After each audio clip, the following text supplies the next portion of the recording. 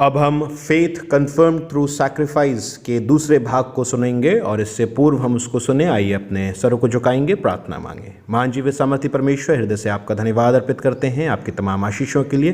प्रार्थना करते हैं आज के इस मनन चिंतन के समय में आपके पवित्र आत्मा की अगुवाई हमारे साथ हो, ताकि आपके वचन की समझ की आवाज़ और उसके ग्रहण किए जाने में आपके आत्मा का कार्य हो सके और हम सब अपने अपने जीवनों को आपके सम्मुख जीवित, पवित्र और भावता बलिदान करके चढ़ाने वाले हों, जैसे अब्राहम ने अपने जीवन को आपके सम्मुख अर्पित किया। परमेश्वर में हम अपने हर एक समय को जो हम बिता रहे हैं आपके हाथों में देते हैं, मांगते प्रभु यीशु क्रीस्त के नाम से, आमीन। कहीं ना कहीं जब इस अब्राहम ने अपना हाथ बढ़ाकर छुरी को लिया तो ये तो तड़प उठा होगा कि मेरा पिता जिसने मेरे को उंगली पकड़कर चलना सिखाया, ये मेरा पिता मेरे साथ ये कर क्या रहा है? मेरे को ये लेकर आया है, मेरे को इसने बांधकर इस वेदी पर डाला है और अब ये छुरी लिया हुआ है। और क्या चल रहा होगा अब्राहम के मन में? पर अगर इसको मैं और आप सामान्य करें या इसकी समानता पिता परमेश्वर और उसके इकलौते पुत्र के बलिदान में देखें, तो मैं और आप समझ सकेंगे कि यहां तो परमेश्वर ने अब्राहम का हाथ रोक दिया, पर वहां परमेश्वर ने अपना हाथ नहीं रोका। परमेश्वर ने अपने पुत्र को मेरे और आपके लिए कुर्बान कर दिया, क्रूसित कर दिया, जिल्लत की मौत दी। क्यों? क्योंकि मैं और आप उद्धार पा सकें। क्यों? क्योंकि वो मुझसे और आपसे प्रेम करता था। क्यों? क्योंकि वो उद्धार में मेरे से और आपसे मेल मिलाप चाहता था। अब्राहम हाथ को बढ़ाता है, आवाज आती है, अपने हाथ को रोक ले, अपने हाथ को रोक ले, उस लड़के पर हाथ मत बढ़ा और ना उसको कुछ कर, क्योंकि तूने जो मुझसे अपना पुत्र वरन अपने इकलौते पुत्र को भी नहीं रख छोड़ा, इससे मैं अब जान गया हूं कि तू परमेश्वर का भय मानता है। यानी इस टास्क का एम था to assert whether Abraham is really fearful of God.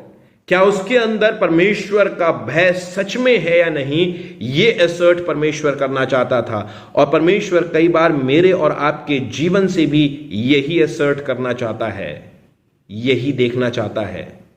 कई बार जब मेरे जीवन और आपके जीवन परिस्थितियों में डाले जाते हैं, मैं और आप जब परेशान हो जाते हैं, क्या मेरा और आपका ध्यान इस बात पर जाता है कि मेरे को कार्य करना है कि मेरे अंदर परमेश्वर का भय प्रदर्शित हो सके, चाहे वो मेरे दुख में क्यों ना हो, पर परमेश्वर का भय प्रदर्शित हो सके। अय्यूब के जीवन में, उसके उस विलाप में, उसके उस दुख में परमेश्वर का भय निरंतर झलकता रहा। निरंतर उसने परमेश्वर की उल्हाना नहीं दी। हाँ, ये जरूर है कि कुछ हिस्सों में वो बातें जरूर हुई जिसको लेकर परमेश्वर आखिरी अध्यायों में उससे बातचीत करता है। पर अगर हम ग्रॉसली अय्यूब के जीवन को देखें तो मैं और आप समझेंगे कि इस व्यक्ति ने, जब इसकी पत्नी ने कहा तू परमेश्वर के उल्हाना दे, तो उसने कहा नहीं, परमेश्वर ने दिया, परमेश्वर ने लिया, उसका नाम धन्य हो। अब्राहम को परमेश्वर कहता है कि मैं बस ये जानना चाहता था कि क्या तू मेरा भय मानता है, और अब मैं जान गया हूं कि तू मेरा भय मानता है। मैं जान गया हूं कि तू मेरा भय मानता है, क्योंकि तेरे लिए तेरा पुत्र ज्यादा प्रिय नहीं रहा, तेरे लिए मेरी आज्ञा ज्यादा प्रिय रही। किस चीज से मैं और आप अपने जीवन में सबसे ज्यादा प्रेम करते हैं? या कौन सा ऐसा व्यक्ति है जिससे मैं और आप सबसे ज्यादा प्रेम करते हैं? क्या मैं अपना प्रेम सबसे ज्यादा मेरी पत्नी से करता हूं, अपने बच्चों से करता हूं, जो कुछ मैं हूं उससे करता हूं, मेरा औहदा, मेरा पैसा, क्या चीज है? या कौन सा ऐसा व्यक्ति है जिससे मैं सबसे ज़्यादा प्रेम करता हूं? क्या उसको परमेश्वर को नहीं होना चाहिए? क्या मेरा प्रेम सबसे ज़्यादा परमेश्वर से नहीं होना चाहिए? यह सवाल है आज मेरे और आपके लिए अब्राहम के जीवन से, जहां वो कह रहा है कि तू मुझसे भय खाता है, मैं इस बात को मान गया हूं। मेरा भय मेरे परमेश्वर के प्रति भय, वो भयभीत करने वाला भय नहीं, भय जो प्रेम से होने वाला भय है। क्योंकि इसलिए मैंने आपसे ये सवाल किया कि क्या मैं सबसे ज्यादा परमेश्वर से प्रेम करता हूं या नहीं? क्योंकि अगर सबसे ज्यादा परमेश्वर से प्रेम करूंगा तो प्रेम रूपी भय मेरा परमेश्वर के प्रति निरंतर बना रहेगा। परमेश्वर में प्रिय भाइयों और बहनों, यहीं परमेश्वर ने अपनी आवाज को नहीं रोका। अगर आप आगे बढ़ें तो आप देखते हैं उस पर्वत पर परमेश्वर ने उसको प्रोवाइड भी कराया, अगेन आउट ऑफ नथिंग। एक मेढ़ा उसको फंसा हुआ मिला, होम बलि चढ़ाई गई। और 15वीं आयत में दूसरी बार यहोवा के दूत ने स्वर्ग से अब्राहम को पुकार कर कहा, क्या कहा? यहोवा की ये वाणी है कि मैं अपनी ही ये शपथ खाता हूं। बहुत गहरी और भारी बात है।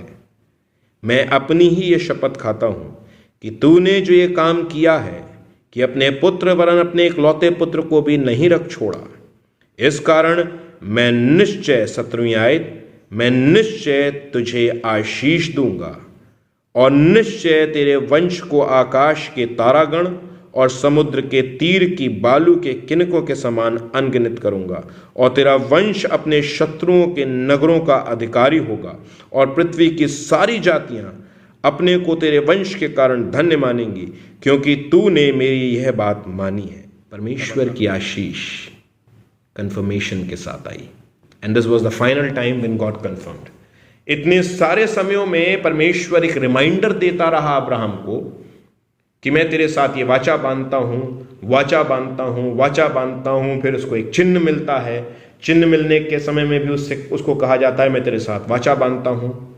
पर यहां पर आप देखिए कि अब फाइनली परमेश्वर इस बात को कहता है कि अब जब मैंने असर्ट कर लिया है, कंफर्म कर लिया है कि तेरे अंदर मेरा भय प्रचुरता से है, मैं निश्चय अपनी वाचा तेरे साथ बांधता हूं।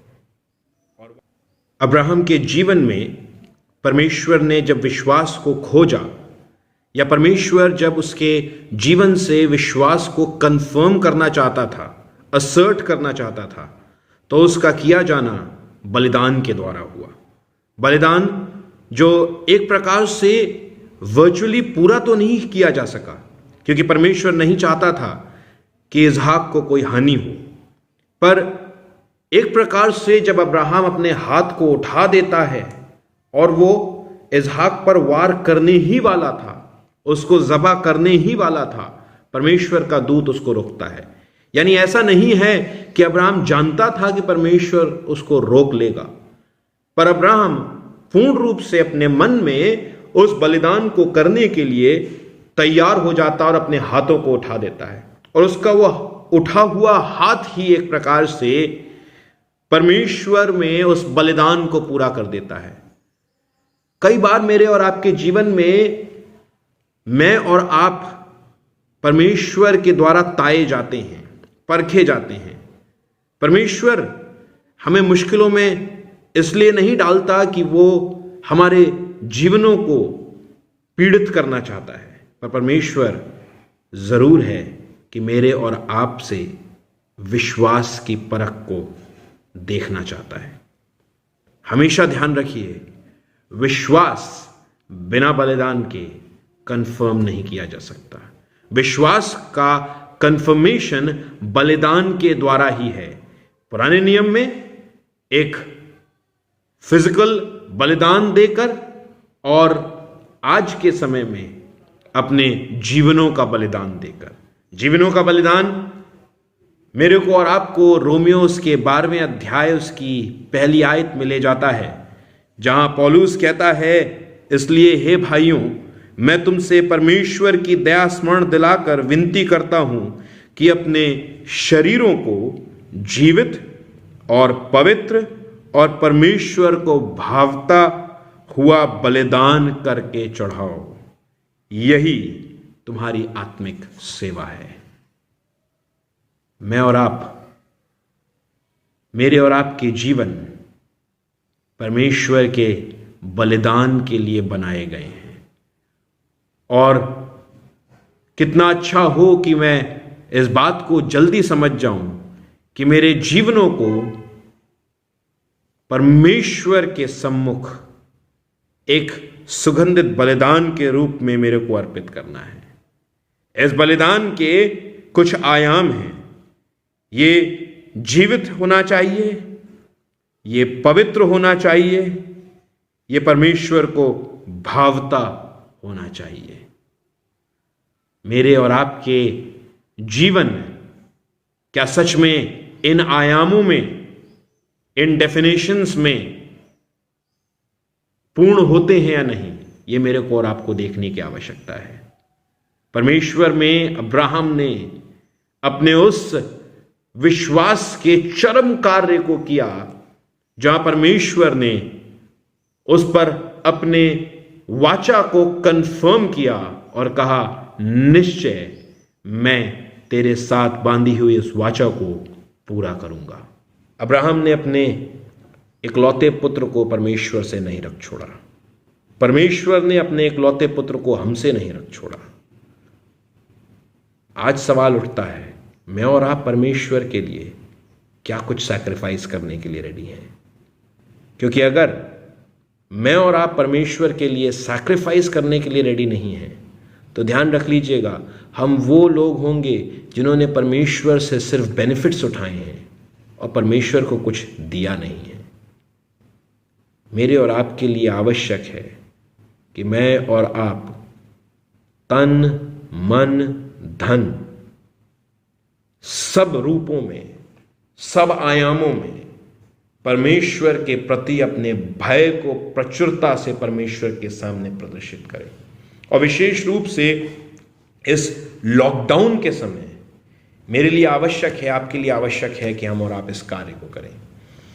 आज जब हम अब्राहम के इस मनन चिंतन को एक प्रकार से कह लें, क्योंकि अब आगे सिर्फ अब्राहम के जीवन में चंद बातें रह जाती हैं, अब्राहम के इस जीवन को हम के पूरे सारांश को हम देखते हैं। इसके जीवन में उतार चढ़ाव जरूर रहे, पर अगर आज आप आखिरी हिस्से को देखें तो आप देखेंगे कि ये व्यक्ति अब विश्वास की उस परिपक्वता में पहुंच जाता है कि प्रचुरता से अपने भय को, अपने विश्वास को परमेश्वर के सामने प्रदर्शित करता है। Step by step when we walk in the Lord, each day we grow in him. हर दिन मैं परमेश्वर में बढ़ता हूं, हर दिन मैं परमेश्वर में कुछ ना कुछ सिखाया जाता हूं। विश्वास के नए आयामों को मैं समझता हूं, विश्वास की नई सीढ़ियों को मैं चढ़ता हूं। पर यह सब सिर्फ और सिर्फ मेरे विश्वास से नहीं हो सकता। मैंने और आपने जब अब्राहम के जीवन को देखा है तो मैं और आप ये समझे होंगे कि अब्राहम के जीवन में अगर मजबूतियां थीं तो कमजोरियां भी थीं। किस बात ने उसको विश्वास का पिता बनाया? सिर्फ उसके विश्वास ने? मैं व्यक्तिगत रूप से इस बात को नहीं मानता। परमेश्वर के अनुग्रह ने भी। उसका विश्वास प्रचुरता से, उसका भय प्रचुरता से परमेश्वर के ऊपर था, पर परमेश्वर का भी अनुग्रह उसके ऊपर था। जब जब उसके जीवन से गलतियां हुई, परमेश्वर ने उन गलतियों को ढांपा। जब जब उसके जीवन से गलतियां हुई, परमेश्वर ने उसको मेंड करा। बिना परमेश्वर के अनुग्रह के अब्राहम इस स्टेज पर जहां आज मैं और आप अब्राहम को देख रहे हैं नहीं पहुंच सकता था। उसको परमेश्वर ने विश्वास का पिता बनाया, वो खुद विश्वास का पिता नहीं बना। God made him the father of faith, and the same God can make us faithful. वही परमेश्वर मेरे को और आपको विश्वस्त कर सकता है। दो चीजों की आवश्यकता है। पहला, मैं और आप परमेश्वर में उस अनुग्रह की मांग करें कि परमेश्वर, जिस प्रकार का अनुग्रह तूने अब्राहम को दिया, जिस प्रकार का अनुग्रह तूने और सब अपने दासों को दिया, उस प्रकार का अनुग्रह प्रभु तुम मेरे को दे। और हमने देखा कि अनुग्रह हम कैसे प्राप्त कर सकते हैं? When I commit myself to the Lord saying that I would fulfil his purpose. A purpose driven life would really absorb the grace of God, a godly purpose driven life। एक परमेश्वर के द्वारा चलित जीवन, परमेश्वर की आज्ञाओं के द्वारा चलित जीवन, उस जीवन में परमेश्वर का अनुग्रह अपने आप अब्सॉर्ब होगा, क्योंकि परमेश्वर का कार्य करने के लिए आप अपने जीवन को परमेश्वर को अर्पित करेंगे।